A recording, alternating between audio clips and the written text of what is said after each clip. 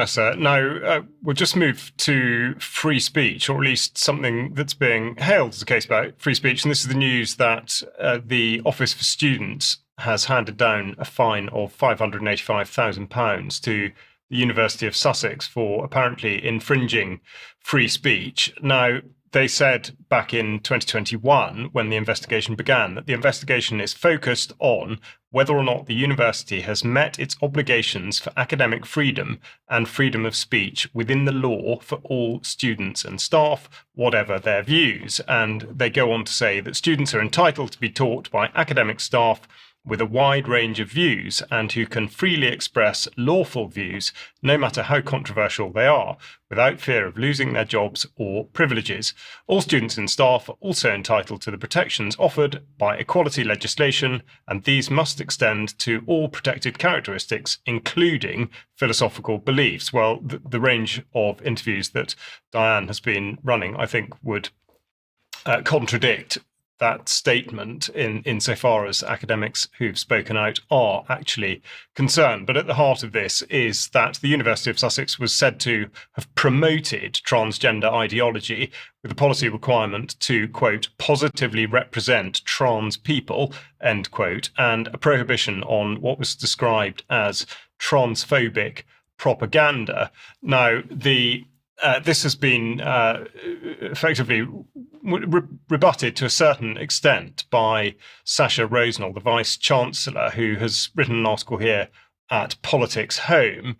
And her point is that the university, in actual fact, itself was backing Kathleen Stock, who is the professor at the heart of this, and indeed that there is much more to it than meets the eye. And she's describing it as being an exercise in political scapegoating. So I think there's definitely more to come out there.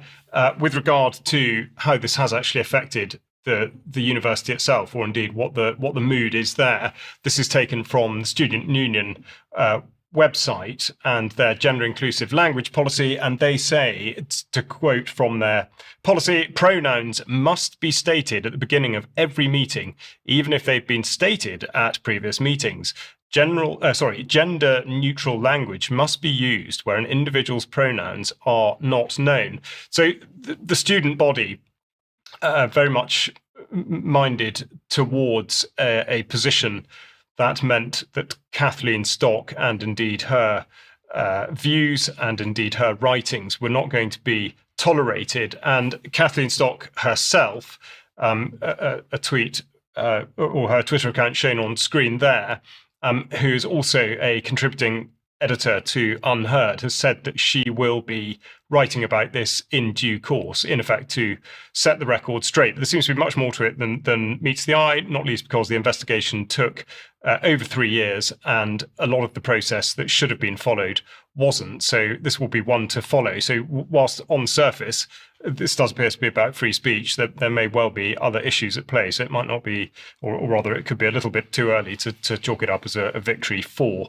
free speech. Now, that brings us to the end of the news programme today. So thank you to Vanessa and Carl for joining, and of course for Mike being in the studio with me today. Now, don't forget the interview with Roger Meir going out tomorrow at 1:00. Also, please do buy a ticket to the live stream for our UK Column on Location event on Saturday, the 5th of April, and tell your friends and indeed anybody else that you bump into.